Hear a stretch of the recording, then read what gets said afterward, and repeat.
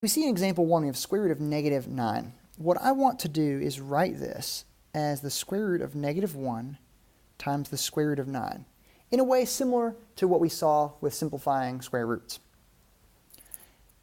If we notice, the square root of 9 is 3, and the square root of negative 1 is I, so our answer is 3i. For example 2, slightly different, square root of negative 45. We can write that as the square root of negative 1, and then the largest perfect square that divides into that is 9. So square root of 9, and then the square root of 5. 9 times 5 is 45. So this becomes 3i, the 3 coming from the square root of 9, and the square root of negative 1 being I, so we have 3i root 5.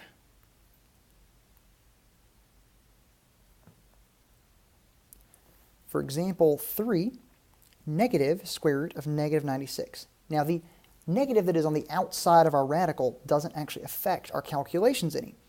So don't worry too much about that.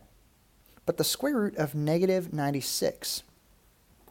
Now let's see, what goes into 96? 12 does, that's not a perfect square of course. 96 divided by 16, okay, 16 and 6. So this is minus square root of negative 1. I'm going to go ahead and write this as my 3 radicals. 16 and then root 6.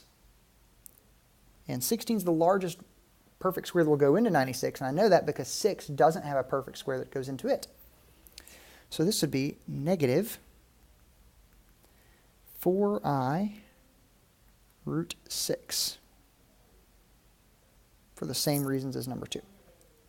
All right, number 4, we have negative 48, and 16 also goes into that, so this would be root negative 1, 16 times 3. So this would be 4i root 3.